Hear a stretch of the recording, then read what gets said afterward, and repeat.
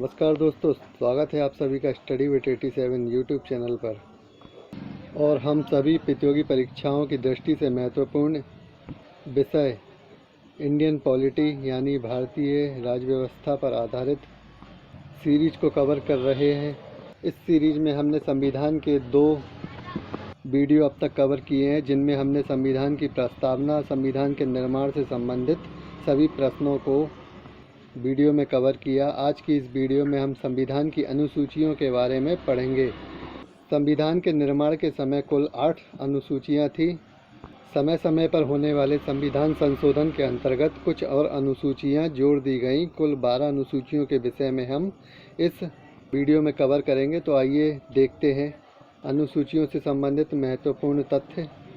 तो आइए देखते हैं पहली अनुसूची के बारे में। संविधान की पहली अनुसूची में राज्य तथा संघ राज्य क्षेत्र का वर्णन है। तो संविधान की जो पहली सूची है, इसमें राज्य एवं संघ राज्य क्षेत्र का वर्णन है। संविधान का भाग 1 संघ एवं राज्य क्षेत्र पर आधारित है। संविधान का भाग 1 भी इसी पर आधारित है और इसी के साथ 1 से 4 अनुच्छेद भी इन्हीं पर आधारित है। यानी कि संविधान के 1 से 4 अनुच्छेद संघ राज्य क्षेत्रों पर शामिल हैं। आइए देखते हैं दूसरी अनुसूची के बारे में।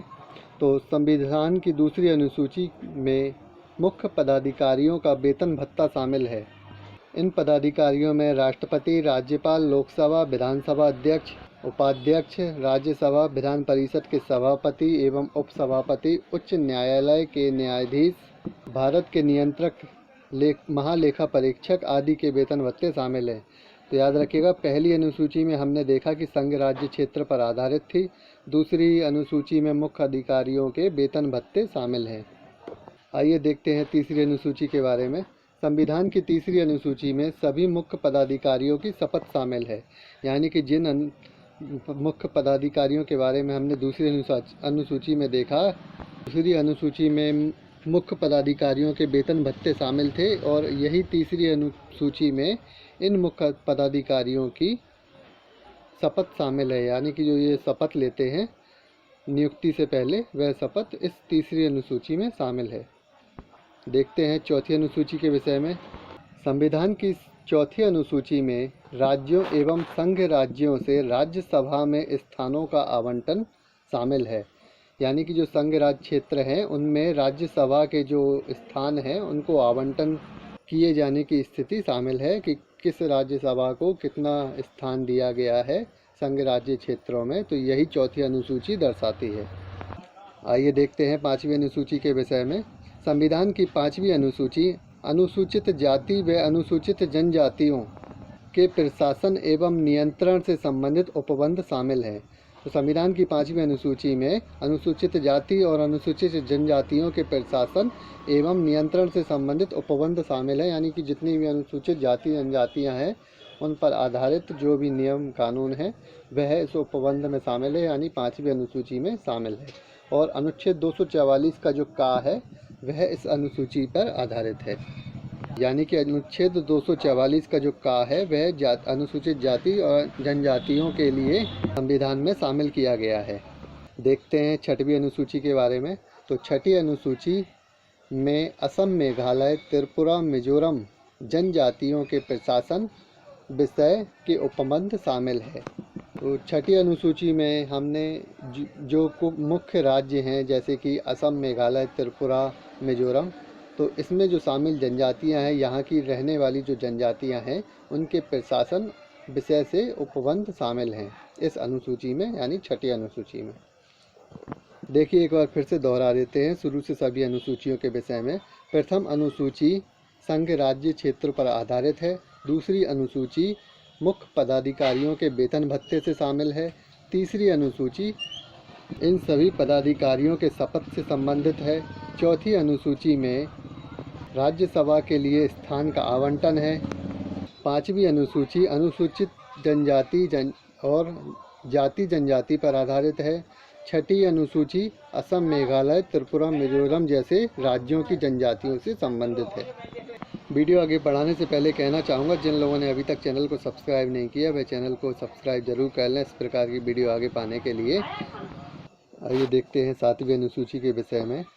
तो संविधान की 7वीं अनुसूची में विषयों के वितरण से संबंधित सूचियां शामिल हैं, यानी कि संघ सूची, राज्य सूची और संवर्धी सूची, ये 3 प्रकार की सूचियां सम्मिलित हैं।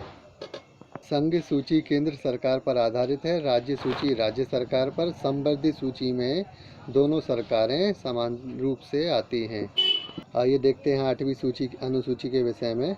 तो 8वीं अनुसूची भाषाओं से संबंधित है। इसमें 22 भाषाओं का उल्लेख है और संविधान निर्माण के समय तक 8 ही अनुसूची थी और समय समय पर होने वाले संविधान संशोधन में इनको जोड़ते गए।